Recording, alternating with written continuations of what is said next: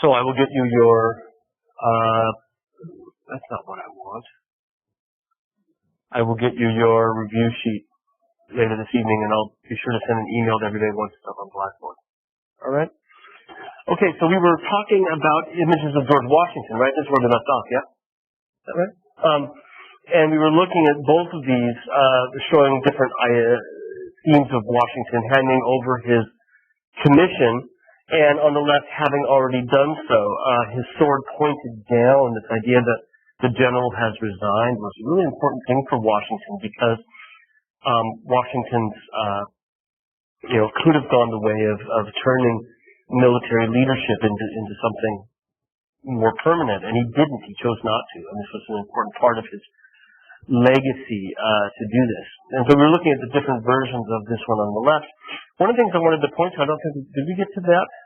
Did we talk about that as well? So he's Apollo Belvedere, the favored, supposed at least is Apollo Belvedere, derivation from that, the favored god of the Roman emperors. And so in many ways, even though he's chosen to step down, this sort of says he could have, right? This sort of says that he could have really parlayed that into something more. There's our other copy, and that we saw, right? Whereas on the White House copy, there's a misspelling on Constitution and Laws of the United States, because he wanted to know it was a copy. There's quite a few copies of it out there. There's one in Brooklyn as well. And then we saw this, right? He just has new teeth put in, right? He had just got his wooden teeth, and he didn't like them, and they didn't fit all that well. And so this somewhat pained expression on his face comes from that. He looks a bit less pained here in the National Gallery portrait. There are so many Gilbert Stuart portraits of Washington that they tend to take on these nicknames, the Lansdowne portrait, the Von Sinclair portrait, to help us distinguish them, because if you just say Gilbert Stuart's portrait of George Washington from 1796, it doesn't narrow the field too very much, right? Yeah. Well, that's usually later owners or places that they received, right? Is usually what they are. In this particular portrait, he doesn't look quite so painful. His mouth isn't so wide at the jowls from those wooden teeth. But there's another issue involved here. One of the things that Stuart would do, he was a career portraitist. That's all he ever did. He didn't paint landscapes. He didn't do still lives. He just did portraits. And one of the things that he had come into the practice of doing was he would make small talk with his sitters as they were posing for him. And the whole idea was that it would keep him comfortable and at ease, and then they would allow their real character to shine through. But this really bugged George Washington. He hated it. He didn't like making small talk, and it just annoyed him to no end. And he commented on the fact that if Stuart would just shut up, we could get this over with. And so it makes it very tempting to look at the portrait and think if he's just kind of under his mouth going, get it done, Gilbert, finish it up. Here's a portrait of George down in Richmond at the Capitol building in Richmond, Virginia, the capital of Virginia, and we see him again having stepped down from power. In this case, he doesn't have the sword anymore at all, but he's leaning on his favorite walking stick, which, according to legend, is the one that he would use while he's laying out the grounds of his plantation in Mount Vernon. Right? That was what he was walking around his new estate with. So really here he is appearing now as the man who has fully left behind his military function and has re-entered the populace as a farmer. And he's taken off his military jacket. It's laying on top of that bundle of sticks that looks like a column, but it's really meant to be a bundle of sticks. And his arms are hanging from it as well. Around the back, you can see there's a sword and a shield strapped onto that bundle of sticks as well. So he's taken off all of his military wear and now appears as a man of the people. That bundle of sticks is called a fasces. This is an ancient Roman symbol of justice, a group of reeds bound together. This is where the term fascist comes from. The fascist party used the fasces as their symbol in the 1930s. and I guess beyond. But it goes back to the Roman Republic. And so it's meant here as a symbol of exactly that. There we can see him from the side, and you'll notice that while his sword is hung directly from the fasces, hanging from it as well is a giant plow. Right? That huge rod that you see here is a plowshare. Right? So this would be what you would bolt to your oxen between them, right? And it's heavy enough that it weighs down the blade that would then dig into the ground, right, as they would drag it to till the earth. And that's a conscious juxtaposition of swords and plowshares from the old biblical verse about the coming of peace, where you shall beat your swords into plowshares. Right? Good catch. I do want it back, though. Right? I don't have that many. You'd think they were all free, but they disappear as fast as they are. So this is totally solidifying this point. And one of the things that we find in the cult surrounding George Washington is that these images are modeled after a Roman citizen named Cincinnatus, after whom the city of Cincinnati is named, who chose to retire to the countryside rather than political power. And Washington is being presented as sort of the modern Cincinnatus.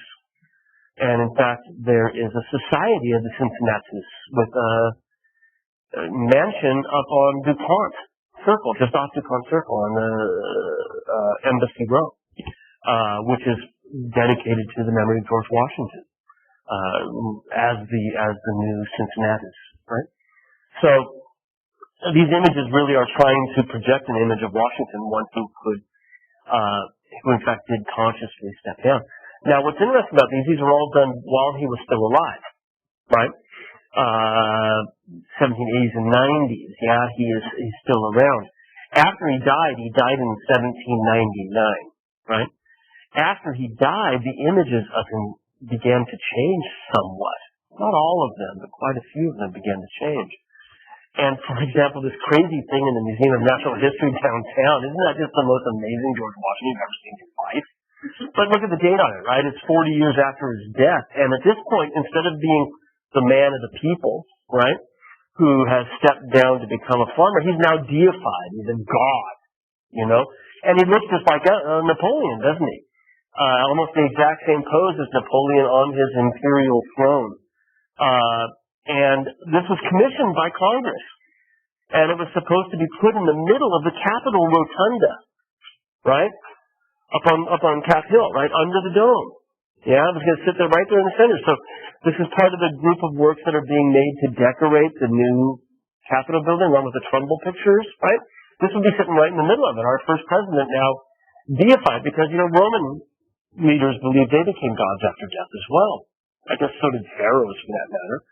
And this is really deifying Washington in a way, and intended to do so. However, it was too over the top, and the commission was rejected. Congress said this is too much, and it was sat up there for 6 years, and then it was taken down. He's almost 12 feet tall, sitting down too. You know, it's just very not the kind of thing we're used to seeing in American art. That gigantic. What's the swanky word I want for this other than deification? Anyway, you get the idea. There's a good word for this. I'm losing it. When something is rendered as a god. Apotheosis. That's it. Apotheosis. To become a god. Apotheos. Right? In fact, Nathaniel Hawthorne, the American novelist, wrote about this statue, and he said, Washington had no nakedness. I imagine he was born with his clothes on. And then there's a part of the thing that nobody wants to see him with his shirt off. You know, only Putin does that, right? Wants to be seen with his shirt off. Well, we're going to wind up talking about neoclassicism in England and America by looking at the first family of American art. Really the first great family, and this is the family of Charles Willson Peale, early 19th century. Peel was born in the colonies, remained loyal to the colonies, stayed in the colonies, but he had gone to London for a bit in the 1760s prior to the war to study under Benjamin West, who we saw before. And the man that we see in this portrait at the National Gallery, which is about life size, maybe even a bit bigger, it's 80 inches tall, right? So 7.5 feet. John Beale Bordley gave Charles Willson Peel the money he needed to go study art in London. And after that study, he gave Peel his very first major portrait commission, which is this. And eventually, that led to a great career in portraiture, and Peel became the very first artist to actually paint George Washington as well, right? Even before Gilbert Stuart. And this work, painted now after Peel had come back to America, was intended to be sent to London in advance of the war as a declaration of colonial uprising. Right? This is 6 years in advance of the revolution, and this is a sign that we are done with you, England. And what Bordley has Peel do is to fill the picture with a series of symbols that point directly to this message. First, if you look at the pose of Bordley leaning on that rock with a book on it, and his elbow like on the book, and gesturing like this, in the 18th century, that is a pose that is associated with debate. He's in the middle of argumentation, right?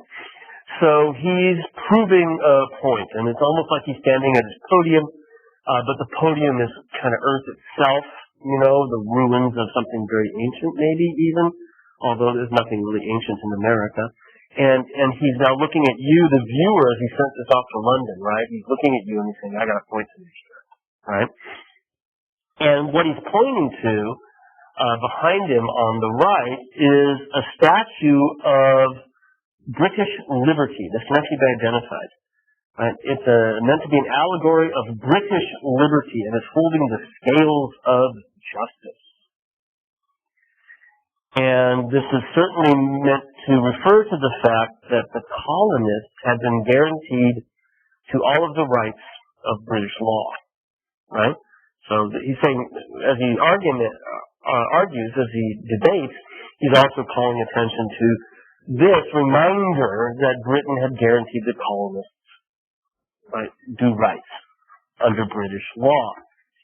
But you'll notice on the other side, by his feet, there's a ripped up document, a legal document that's been torn in half. So this is a fairly straightforward message, right? You guaranteed it, but it's been violated. So the contract is over. Tear it up. We're moving on. Britain had violated those rights, and there we have a nice close-up of the ripped document. I'm not quite sure what it says on it. I'd have to look into some proceeding, but I can't read the top part so well. Imperial something, right? Imperial proceeding. So the idea of imperialism and all of that is taken up with this as well, right? So Britain has violated the rights, and growing from the foot of that statue at the bottom right, where it says, you can see, Lex Anglia, law of England, right? Growing from the base of the statue are weeds that can be identified as Jimson weed, which is indigenous to the United States and is poisonous as well. Right? So there's a bunch of veiled messages here about how toxic the relationship had become between Britain and America. This was sent by an American loyalist, right? Painted by a loyal American artist to be sent back to London as a message, right? Now, the reason I called the Peale family the first family of American art is that there he is, not the nicest looking guy, is he? Charles Willson Peale founded the very first American museum anywhere open to the public in 1784. Like, this is way before the Metropolitan in New York. This became the seeds of the Philadelphia Academy of Fine Arts, right? But this is the first museum open to Americans on the continent. He rented a building right next to his home to house the museum, and the whole point was he felt that we should have the same educational and cultural opportunities as the people living on the continent, right, or in London for that matter. He's going to try to replicate that here. So what he's going to have in his museum is not only works of art, and you see his artist's palette behind him on the table, right? But you're also going to have, in addition to that, inventions by great Americans, but also other inventions, and natural history, all on display. And so here he is, the great man himself, lifting the curtain and welcoming you in. And this was painted to stand at the front of his museum, right? And he's going to show you that this museum is an American turkey, right? A wild turkey in the lower left corner, the jaw of a mastodon and some bones from a mastodon that he had helped excavate, which we'll see in just a second. Various, I can't tell if those are meant to be pictures of birds or birds in cages on the left. Yeah, I get a feeling they're probably pictures of, would be my guess. It could be taxidermy. It might be one of those kinds of museums, right? And you can see there's a dinosaur skeleton behind the curtain on the right. And then if we look at the people who are there, we've got a woman all by herself. Great, right? Women can go out on their own in America. And older gent in top hat showing a little boy around. It's all about education and democracy and freedom, right? And come in and learn, have a nice sit on a bench, right? So this is a self-portrait of what he meant. Everybody has access, right? This is the cultural equivalent of democracy, right? Jeffersonian democracy.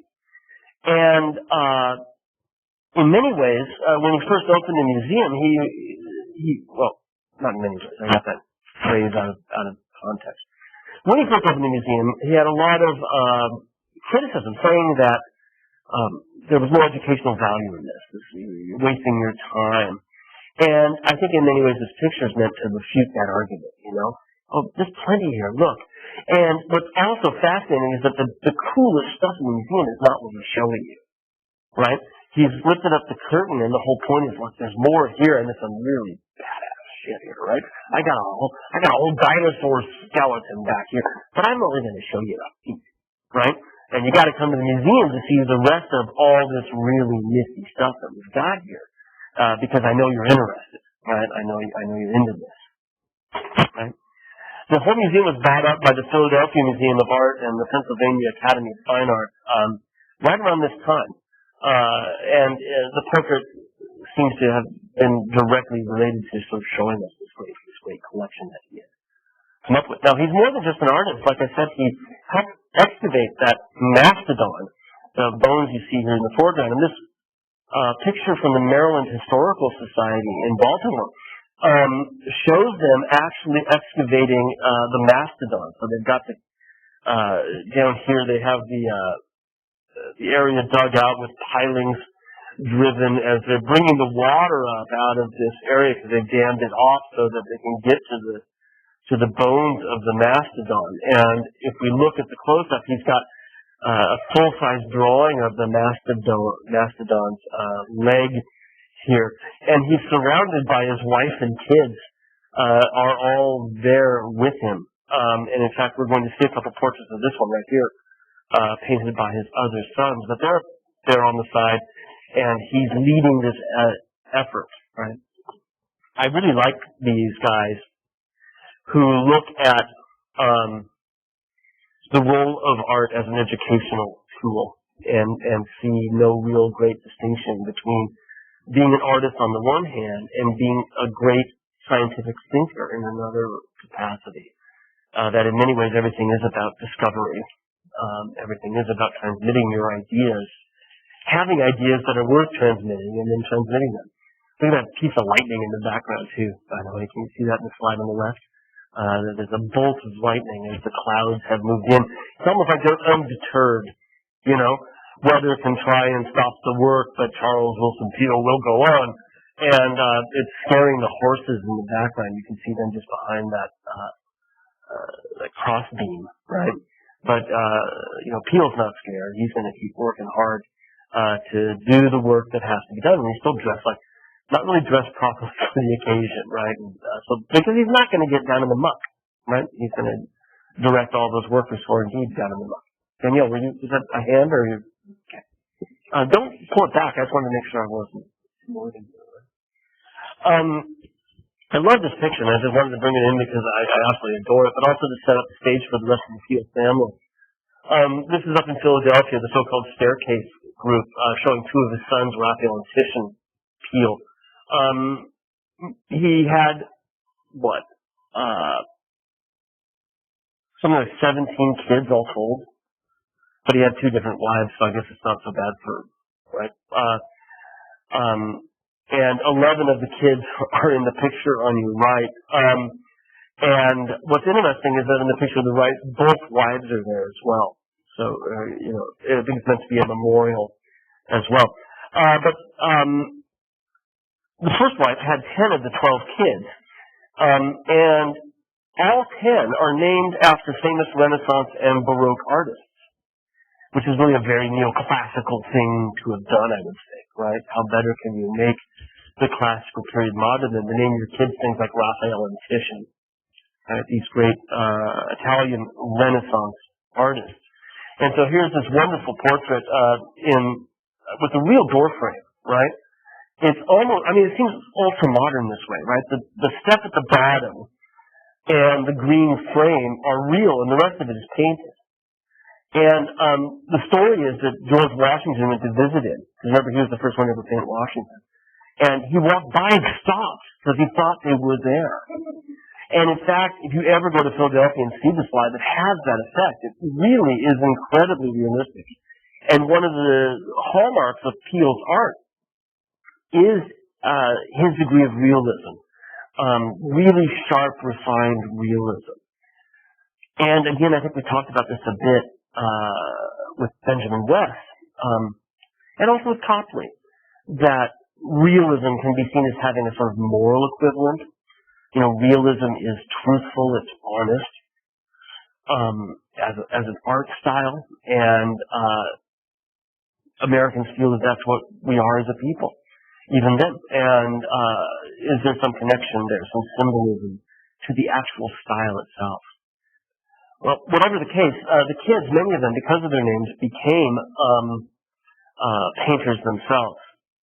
Raphael became a still life painter. Very good, very, very good still life painter. Really terrific, and inherited from his father that exacting kind of realism that we were talking about, right? I like to think that his interest in doing still life was because his father had been so interested in things other than art as well.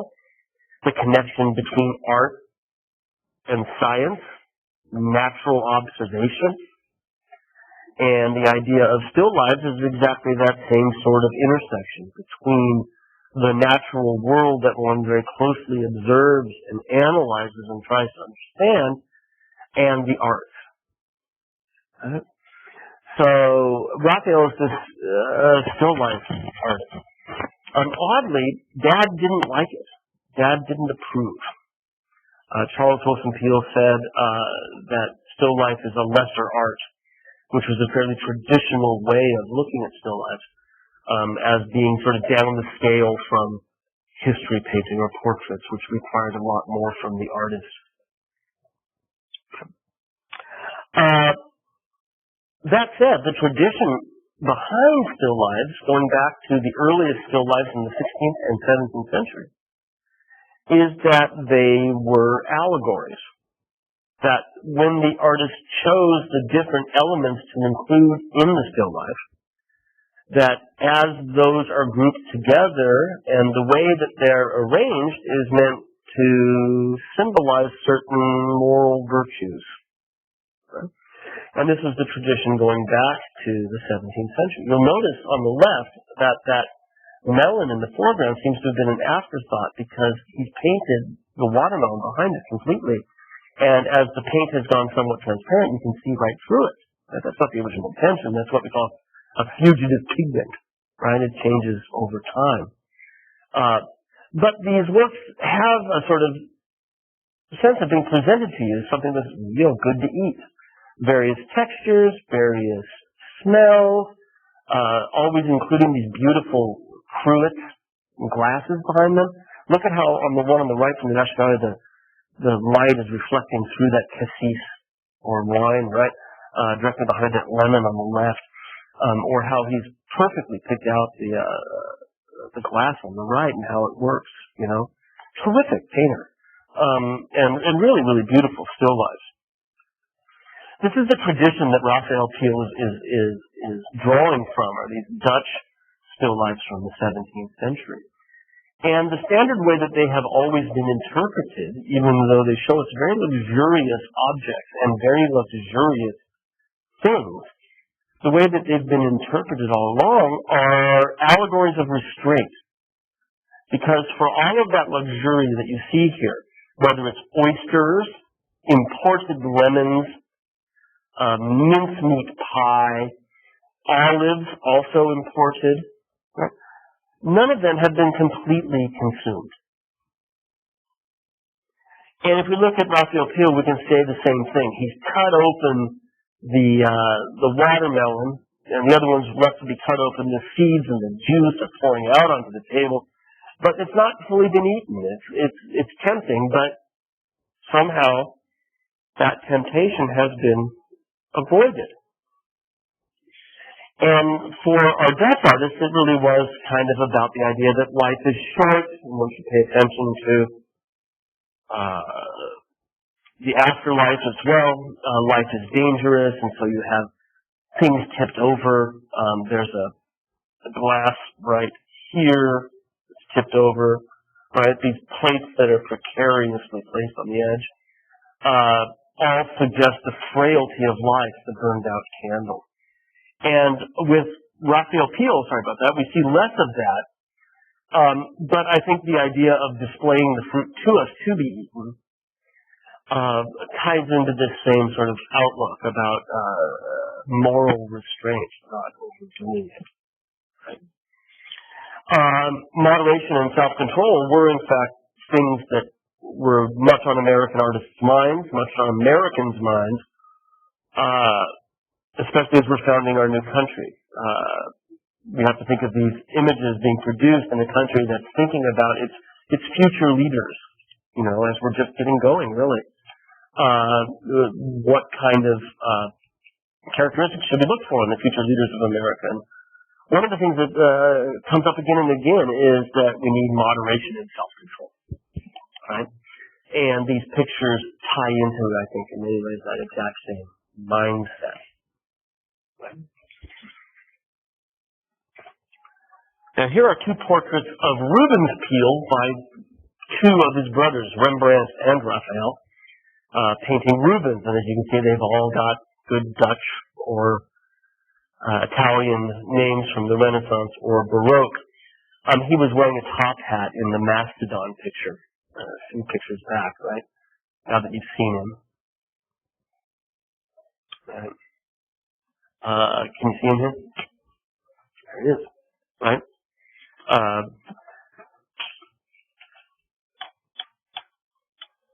Yeah, so there's Rubens Peale. Rubens did not become an artist. The name that they were given didn't determine the career path of everyone. He didn't paint, but he was painted quite a bit by his brothers. The one on your right is absolutely tiny, like that. It's a miniature, right? Probably a drawing as a basis for something to go into a locket. And Rubens is, I think, all of about 17 years old in this picture, right? And once you know that, you can kind of really see it, right? He's late teens in his in this. And Rubens, who painted him, is only about 23. The kids were like prodigies, right? So he's only a little bit older than Rubens Peel when he paints him. Yeah. What Rubens got from Dad, and Rembrandt did as well, I think, is this interest in nature. And we'll talk a bit more about Rembrandt, but this picture in particular is, I think, one of the great pictures in the National Gallery. And I'm not a big American art head. I think it's just a knockout picture.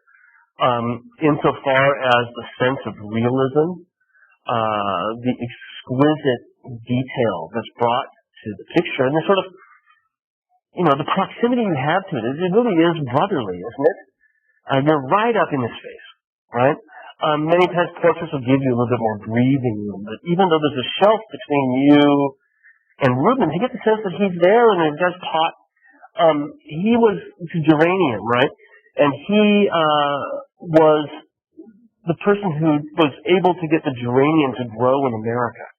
And the very first geranium that ever grew in America was grown by Rubens Peel. People had been trying, but the soil wasn't right. He figured out a way. So he's got this plant that he's cultivated in America. He's a scientist, a budding teenage scientist. And he's got his hand on the pot, and you can just tell he's about to tell you everything about it. And there's an amazing sort of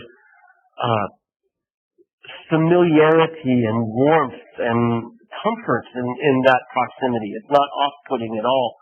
And he's got his tiny little hipster reading glasses on, right? And down his nose a bit because he's been researching, but that's a geranium, and they had never grown in America before. And as we look at this detail, you can see it's exquisitely painted. It's just like so exacting, and the sense of three-dimensionality is so spot on. There's no doubt how things exist in space.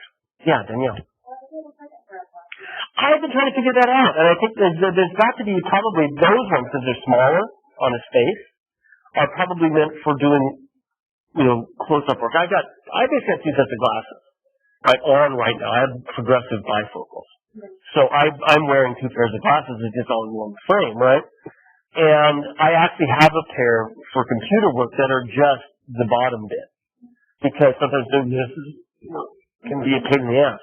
And so I'm sure that's what they are, is that one is for mid-distance work and maybe just day-to-day stuff, and those really tiny ones that you see these wearing those of it are for the detail work. So the sense is that he's been inspecting the plant, right? And he's now looking over at you, and he's holding the other ones because he's going to need to switch glasses, right? I don't know when bifocals were developed, when they first came out. That's an interesting thing to know, not that it matters one way or the other, right? But that's the second set of glasses, and I think even in detail. But look at this! Look at the precision on those lenses, right?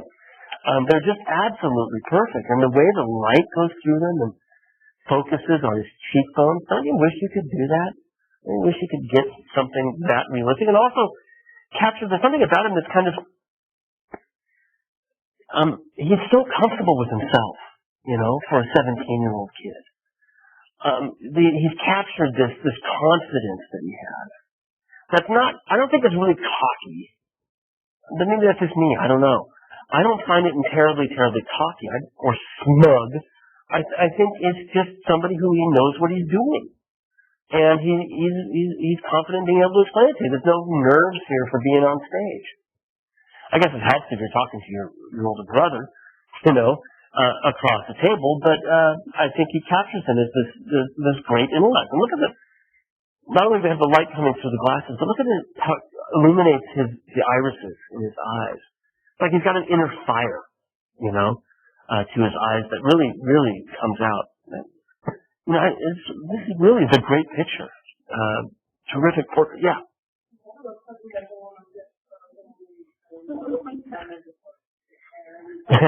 Yeah, like what we were talking about with George Washington. Yeah. Look, I got work to do. Yeah, I think it's kind of interesting because maybe just from this angle, he seems a little cross-eyed. Not really. Now that I look at it from over here, he kind of does, but when I look directly at the screen, less so. I think I have a detail of the other set of glasses. But I didn't bring them in because what's interesting is that the glasses are so perfectly painted, but the hands are a little bit softer, They don't really have that sense of exacting realism it brings to the face. And then, I think maybe, he wants you to stay focused on the face. The other glasses are important. How does one see the world? And, Grace, that's a really good point that you bring up, because you just begin to think about this, is that both Rembrandt Peale and Rubens Peale, right, not only are they named for sort of artistic rivals, if you will, they're both 17th century artists, both active at exactly the same time. One is Catholic and in Flanders, Belgium, and the other one is Protestant and in Amsterdam, Holland, right? That sort of parallelism has to set up a sort of rivalry issue, don't you think? And one of them, right, looks closely at plants and figures out how they work. The other one looks closely at people and figures out how they work. And so one wonders, as with that observation you brought up, is there something going on with this picture that has to do with that sibling rivalry, which, if you've ever had a brother or sister, you can't get around it, I get on great with my family, especially with my brother, but there's still, every now and then I wish I had his house, right? He wishes he had a job where he didn't have to punch the clock. So, I wish I had a job I'd go home at 5 o'clock instead of working at night. So, we all have these jealousies and rivalries, and most of them are petty, aren't they? Right. Well, we're almost done with the Peales. Rembrandt Peale also, he was a prodigy. He began painting when he was 13 years old, right? And Charles Wilson, who was the first one to paint Washington, got Rembrandt a commission to paint this portrait, which is in the National Portrait Gallery, NPG, right? And Rembrandt Peale was only 17 when he painted that. So he gets 17 years old, gets to sit down with the president, right? Paint his portrait. And the story is that Rembrandt Peale was so terrified when Washington sat with him that Father Charles Wilson Peale had to come along to keep him calm, to actually be able to complete the portrait. But it still exists, and here it is. And again, I think that same exacting observation that is developed even further 6 years later with the portrait of Rubens Peale is also here. This is 4 years before Washington died. And once Washington died, there was a bit of a conflict. Conflict's not the right word. Contest of sorts.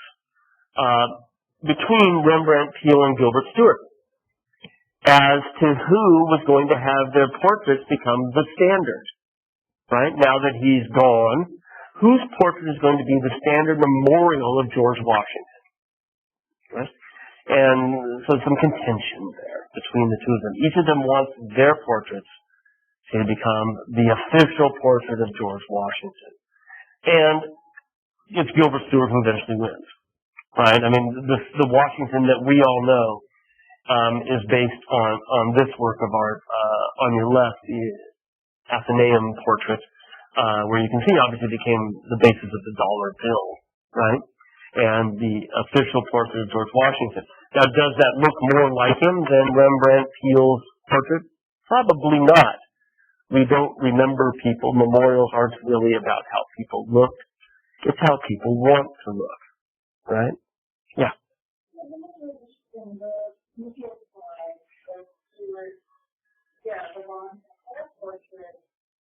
And then the one that was chosen afterwards was so similar to Peale. That one, both of these two do. That one. I think the other one was similar. I think that one was similar to Peale. It is interesting, isn't it? The difference, I think, is that his face is significantly boxier in the Stuart, right? He seems, perhaps because he's looking at us as well, he looks a bit more, what's the word I want? Regal almost, in a way. It isn't, I haven't traced this enough, but I think the point is a good one. It's like, how did Washington's portrait come to be, right? The way it was accepted and memorialized forever. And what role did Rembrandt Peale have in Gilbert Stuart arriving at that official likeness, right? Well, and this is still done before he's dead, right? But this is the one that ends up being the most remembered portrait of them all. Why it's unfinished, I can't tell you.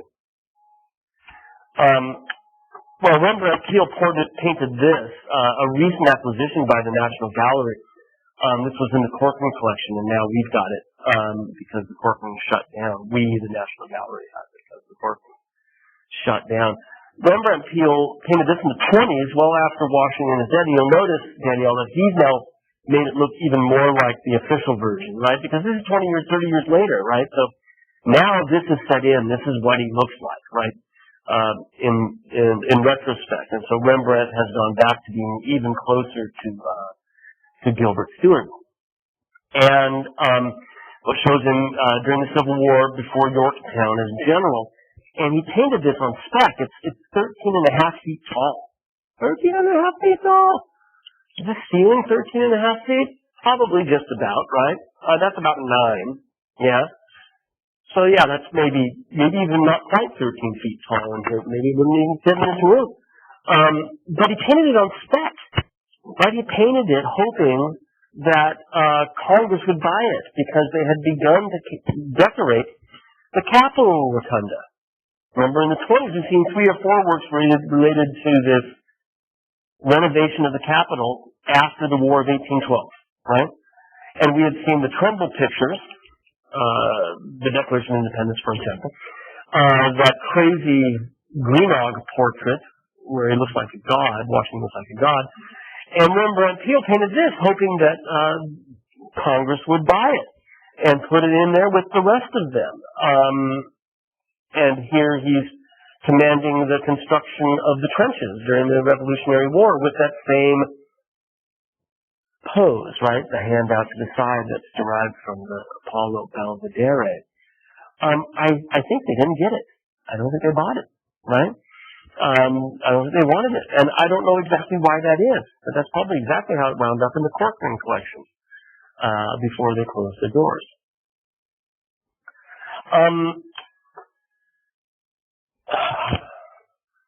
It's such a weird picture. It's such a weird subject matter. You know, Rembrandt Peale made a number of trips to England and to Europe to study art. Most of our American artists are doing that, and we would hope that you guys do too.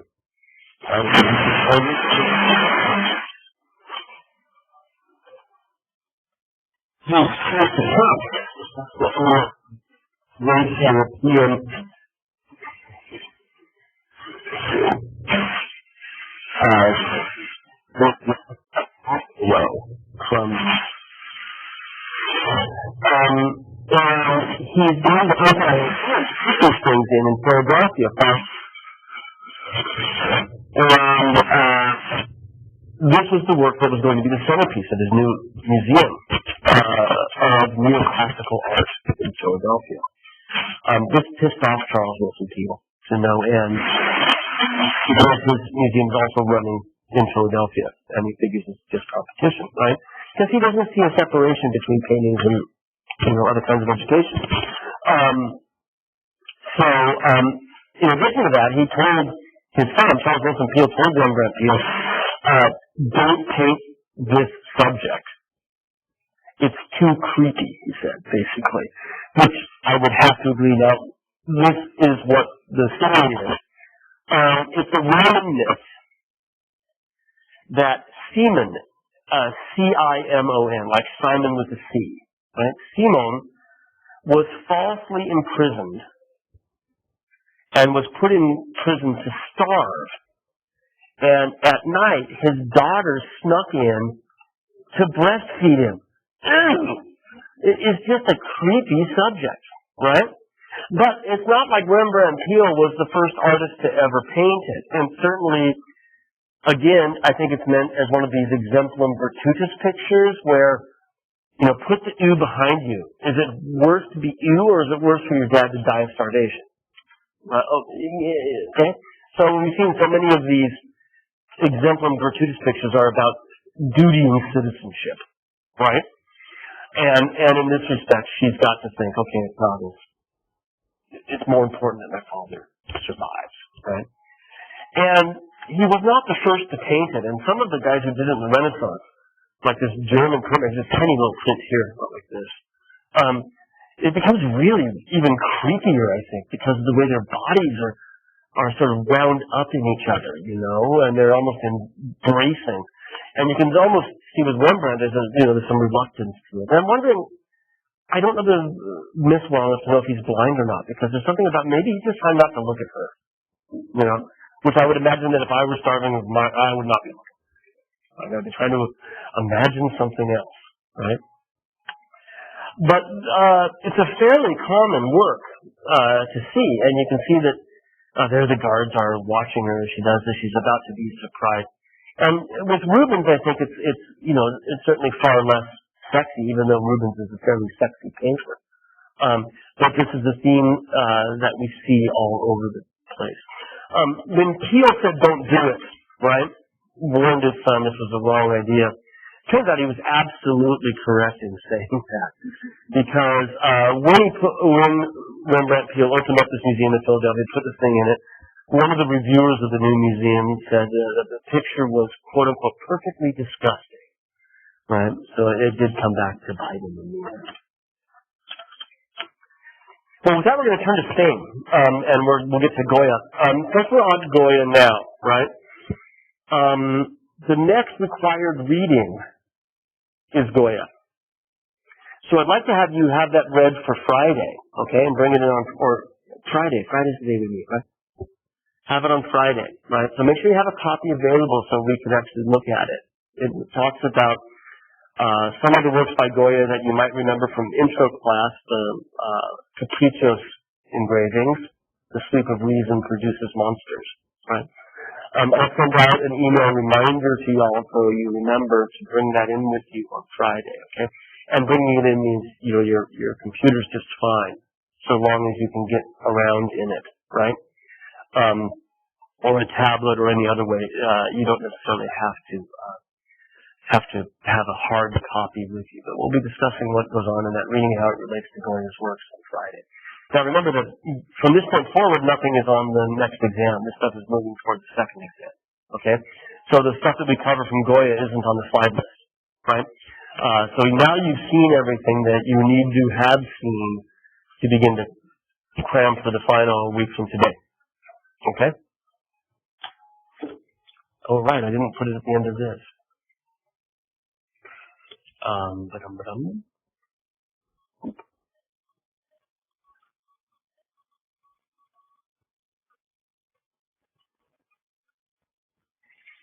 So, excuse me, we're moving to Spain. We're moving to Spain. Would that we were moving to Spain. A little bit of historical background on Spain, because we haven't covered it yet. In the 17th century, actually going back to the 16th century, Spain was governed by the Habsburg family. H-A-P-S-B-U-R-G, or H-A-B-S-B-U-R-G, it's spelled both ways. The Habsburgs, right? The family had become the supreme power in Europe and in the Mediterranean in the mid-16th century. But by the late 17th century, because of the 80 Years' War with Holland, their power and their money had declined to nearly nothing. Right? Holland really basically won the war, didn't try to occupy Spain or anything, but depleted really all of Spain's funds. Right? But the Habsburgs remain the kings. They remain in power in Spain all the way up until 1700. Right? The Habsburgs are in control. So here's Philip IV, the king of Spain, the Habsburg king of Spain. And on the right we see his court painter, Diego Velázquez, painting his daughter and her entourage. And in the mirror behind them, we see Philip with his wife, reflected in the mirror, almost as if you're Philip. Maybe. There's a lot of questions about this. Are the figures looking at a mirror so that Velázquez on your left can paint them? Right? Are they looking out at something and it's this great artifice of how a painting is made? The painting that he's working on is the same size as that canvas that we see in front of us. So is he painting what we're looking at? Has he captured this moment where they're all looking at a mirror so that he can capture what's in the mirror on that canvas?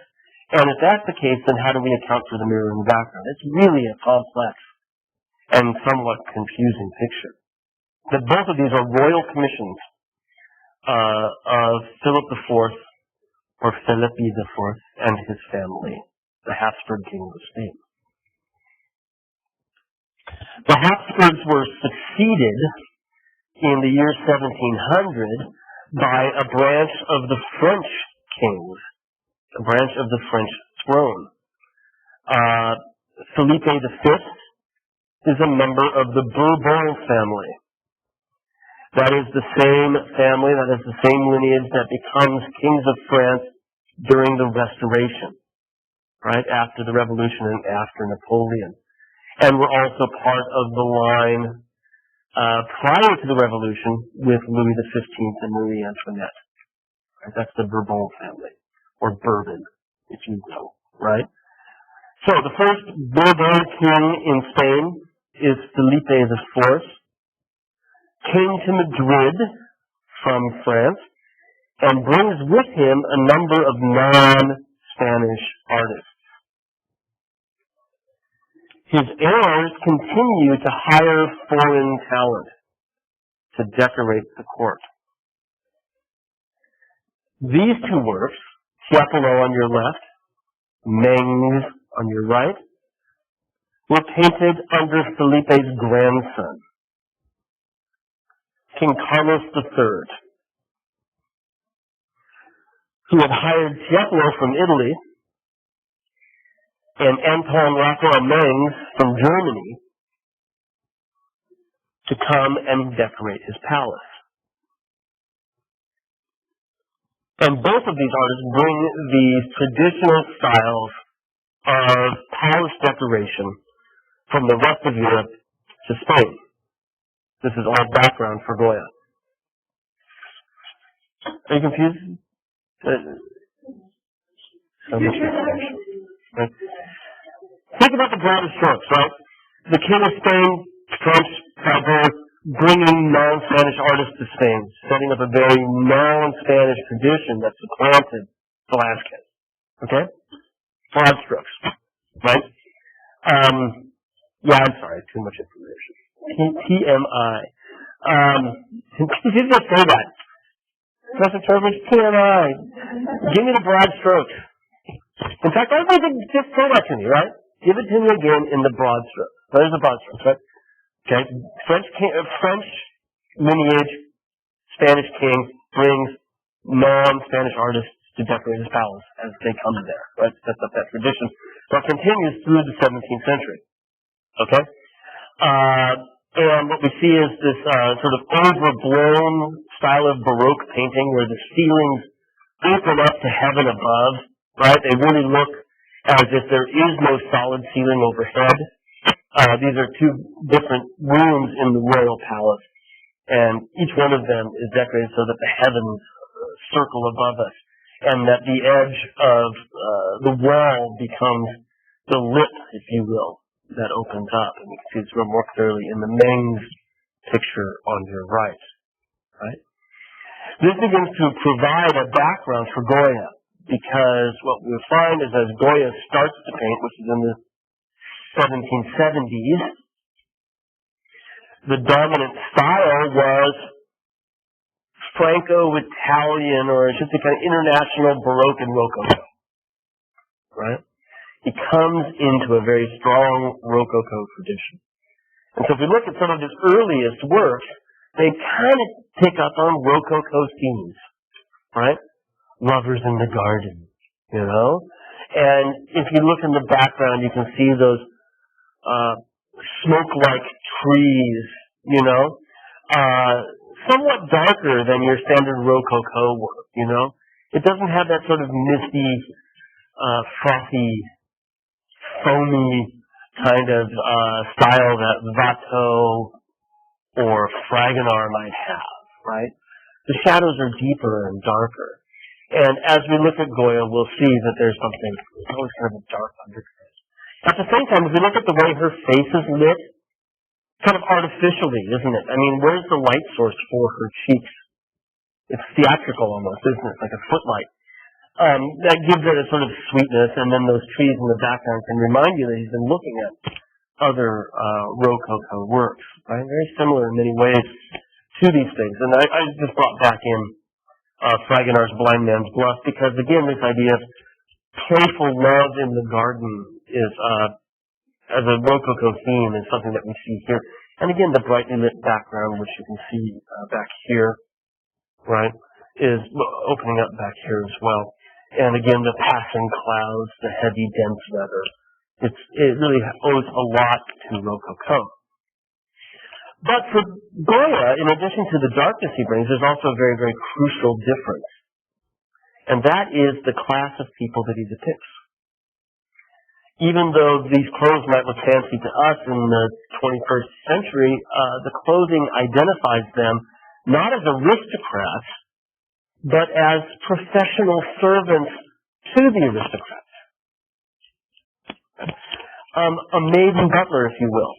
And I mean that like Downton Abbey, where this is a profession that they take very seriously. Right? It's a different class, but they're not without dignity.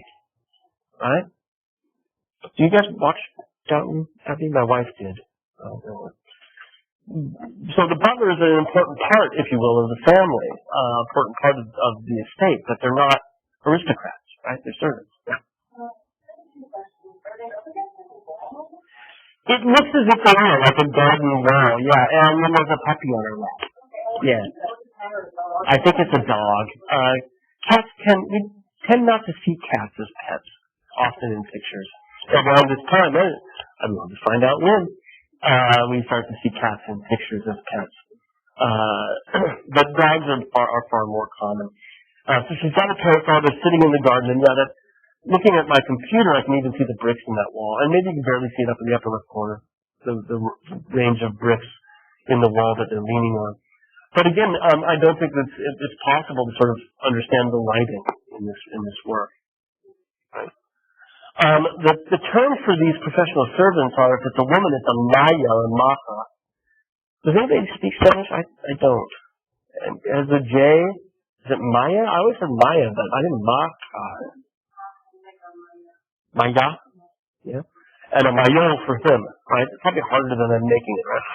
I mean, harsher than I'm making it, right? But anyway, for my undergraduate art history professor, Jane Christoph, who's still around, just butchered every name. So I'm going to go ahead and say Maya, right? Is my homage to Jane Christoph. The Maya and the Mayo here, they are male and female court servants, right? Domestic servants. This picture, if we think about traditions in Rococo art, the fact that these images of playfulness in the garden were made to decorate palaces and whatnot, this painting by Goya was intended as a cartoon for a tapestry, where we can read everything a whole lot more easily, and in fact has removed some of the darker shadows of Goya's original conception. This painting was intended to be used as the basis for a tapestry, a series of 10 tapestries to make 10 different paintings. And they were all made for the son of Carlos III, who is the future Carlos IV. Right? So at this point, he's not King Carlos. Right? He's the heir apparent. And these tapestries that Goya is designing are going to hang in his dining room. Right? You have to imagine that it's not like my dining room. It's not an eat-in kitchen, or something like that. This is a fairly swanky room, right? And these would then have decorated the wall. And what I found fascinating about this is that Goya doesn't have to be painting it as fully as he does. If all it's supposed to do is to set out the color scheme and the basic layout for the tapestry. It does not have to be as fully painted as it is. But obviously it is completely painted. So he's seeing it as something worthwhile doing in its own right very thoroughly. That's a nice detail Oh, wait, where am I now? Oh, okay, I'll come to that in a second. I'll come to the detail in a second. The reason he was able to get this great job working for the royal court in Spain, how did he get there so quick, was that his teacher, who was also his father-in-law, he married his teacher's daughter, right? Francisco Bayura was actually the decorator of the royal palace, and he was always looking for new talent to bring in to be the next generation of court artists. And his most talented pupil, Goya, is hired almost immediately to become part of this cadre of artists that are decorating the royal palace. So it's also his teacher, Bayura, that Goya can become court artist, right? So broad strokes, right? Goya's father-in-law, who's also his teacher, works for the court. Nice gig, huh? And pulls some strings. There's broad strokes. Gets on this job working for the son of the future king of Spain, the son of the current king of Spain, right? Now, even though it is intended as a cartoon, you can see it's very fully and very vigorously painted. One of the hallmarks of Goya's style, which we'll see again and again, is how vigorous his brushwork is, how active and busy and jumbled, stumbled and crumbled his brushwork is, leaving open strokes everywhere when you get close enough to see them, right? And let's see, the parasol is 5 feet across, right? So it's a fairly large picture. But as we dive in more closely, you start to realize that the brushwork is broken up and he's not polishing it, right? Unlike, for example, what we just saw a second ago with the peels, right? With Rembrandt peel, where everything sort of looks almost like an enameled surface, For Goya, the paint becomes an element in its own right, independent from the things it's describing, right? Really something that you can look at, independent from trying to see it as something wrapped around her neck. But you can start to sort of look at the virtuoso play of the paint. Look as we get closer to how big her eye is. It's kind of creepy, isn't it? But at the same time, none of our faces are symmetrical, And I think that from a distance that reads okay, or at least better, right? When it does up close. Honestly, on my computer when I put this together, I didn't even notice that she's kind of buggy-eyed on the one side. Let's see what happens. I can't tell from this if they maintained that. It looks like they toned it down a bit in the tapestry. I got to get a better picture of that, right? But look at the places where he's scratched through the paint here. Come back over the thick paint and link his hands through it. Where everywhere you look, you can see brush strokes laid atop brush strokes and left sort of wet on wet, and then left to dry without being blended together, so that you become aware of the artifice of the painter. Right? I think in many ways this is homage to Velázquez. Velázquez was, of most 17th century painters, the one that was most successful at this interplay between seeming to be realistic, and then when you get up close, it looks abstract. It looks just like paint. Because if you think about any painting, what any painting is, right, its reality is twofold. On one hand, a painting is what it illustrates. The parasol, the Maya and the Majo, right? The daughter of the King of Spain in this detail, right? That's one of the things that the painting is. But really what the painting is a flat piece of canvas with some pigment put on it in a particular sequence. That gives the illusion of being that other reality, right? The true reality of a painting, the true realism of it, is denied by the painting itself. Does that make sense? Okay. The true realism of painting is the fact that it's pigment on a canvas. That's the true reality of a painting. Okay? That's its true realism. But if a painting is successfully realistic, then it denies that realism. You don't look at it as if it were paint on a canvas. You look at it as a human figure, a woman with a dead eye. Right? You start to think about it not as how what it really is. Right? This tension between what it depicts and what it is the central tension behind modern art, really. It's one of the reasons that artists in the 20th century abandoned representation, because they were focusing on an alternative reality for what painting is. Painting is how you put the paint on the canvas. Right? Painting is not Infanta Margarita, right, in her dress. And if you look close up at her, you'll notice that the flower breaks down into being nothing but jumbled brushstrokes. The split sleeves on that inset picture break down to become scratches of black paint. Her dress down below, the weaving, you can see, are just dashes of white. Right? So Velázquez is really good at this, and Goya has been studying him. In fact, in the year he painted this, 1777, he had gotten really sick. Goya got sick 2 or 3 times in his career, very badly sick, very deeply ill. And he had to spend like a half a year recuperating from his illness, and he spent it studying Velázquez pictures, right, that were housed at court. And he makes copies of almost all of the Velázquez. He's deeply interested in it. And if we think back to what I started this section with, right? If we think back to that, remember, okay, broad strokes, right? The Bourbon family, the kings of Spain beginning in the early 1700s, had brought in foreign artists, had replaced the Spanish artists with your Mengs, your Tiepolo's, okay? And they're obviously in Spanish as well, but the dominant artists at court are these international figures. Goya is becoming an artist at court. He's working his way up the ladder. And he's turning back to the last great Spanish court artist. Right?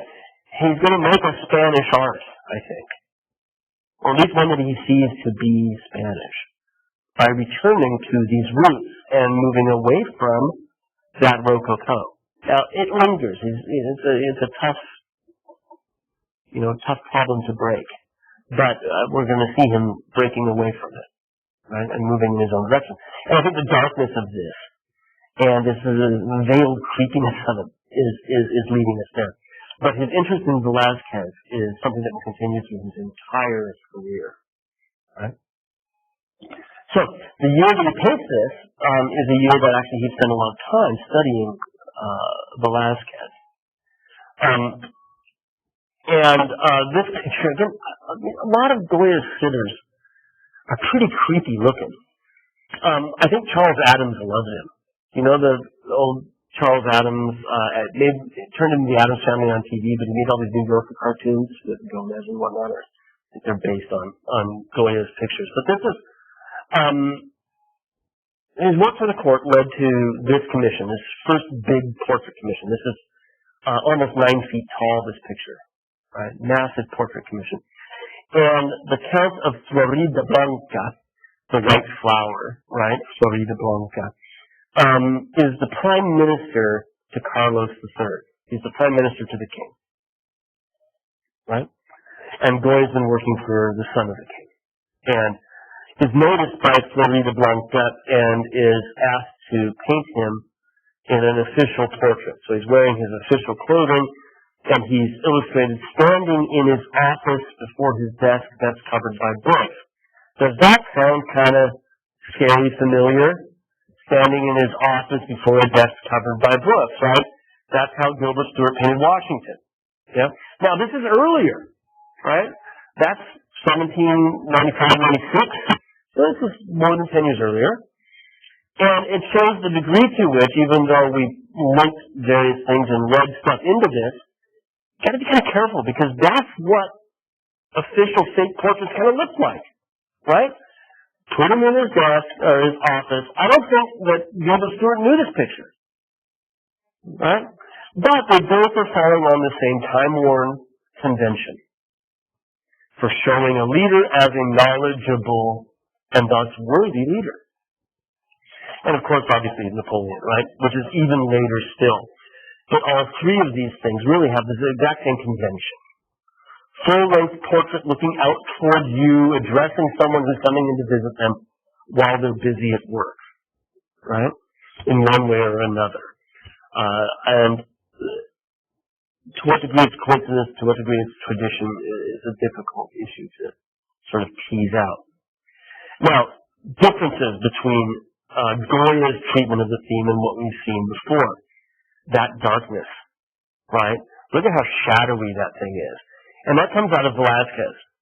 A lot of deep, dark shadows in Velázquez. He's highlighted in the middle of it, and there seems to be a curtain being pulled back behind him, revealing something blue behind it. But most of it is, in fact, shrouded in darkness, as that fellow right behind him is looking kind of frighteningly at his back, almost like he's waiting for him to die, or something like that, waiting to succeed him, behind him. And then up in the right corner is a portrait of George III, cast into those shadows. So, not George, sorry, Carlos III, cast in the shadows. So, here is the Prime Minister of the King, the portrait of the King, behind him. The other thing that's different, and we'll wrap up with this, is in the lower left corner, the figure standing next to that cast portrait in front of him, that's Goya in profile on the left-hand corner. Right, this guy right here is Goya himself. And you can see what he's doing. He's got his fine court painter outfit on, his leggings and whatnot. There's a sketchbook he's dropped at the ground. I think it's got his signature on it. But the thing that he's holding is a finished canvas. It's a painting. And you can even see the tacks in the end of it here, see? Right? So he's presenting to Florida Blanca this portrait picture. And Florida Blanca is not even looking at it. He's looking at you. But it's almost like Goya's coming up to him, and you can see it's almost like he's groveling. He's sort of down below. And he's holding, do you like it, sir? Please, hire me, in a way. Now that can't be this picture, right? It's way too small to be this picture. So he's not going there with an 8-foot canvas and hiding behind it. So the question is, is this a preparatory painting that landed him the commission? Is it another painting, another portrait that he hopes to do for him? He does do other portraits of Florida Blanca. But the fact that Florida Blanca doesn't look at it and instead looks at us complicates what seems to be happening in the picture. And that brings us back to Las Meninas, right? Where again we have the king in the background in a mirror versus a portrait. We have the painter in the picture, now looking at the painter rather than us. And we have the court figure in the center looking directly at us. One of the things that people often say about the Velázquez picture is that they're looking at a mirror to be painted, right? That Velázquez is looking for around the canvas to see them in the mirror, then he can paint them at the proper distance, right? In his studio, because it's important for him to get the pictures in the background in there as well, because they're all by his friend Rubens, who's dead, right? Is Florida Blanca looking at a mirror? Looking at features in a mirror, are we this mirror that he's looking at? Right? Is our plate held by a mirror? Well, he's checking his features to see if Goya's portrait is accurate or not. It's hard to say. But since Velázquez was so very important for Goya, and since Velázquez's pictures have this shrouding of darkness and mystery and play with reflections quite often, it's altogether likely that Goya, who spent time studying these things, would have known that, would have known those connections. Right? Now, where am I here? It's important to cite, and this is the last thing we'll talk about, is that this was his very first portrait for a member of the royal circle. He'd been doing paintings, right? He did tapestry designs. But this was his very first portrait for the royal circle. And that makes the Velázquez references that much stronger. that maybe what he's trying to do is to angle himself, right? Position himself as the new Velázquez, right?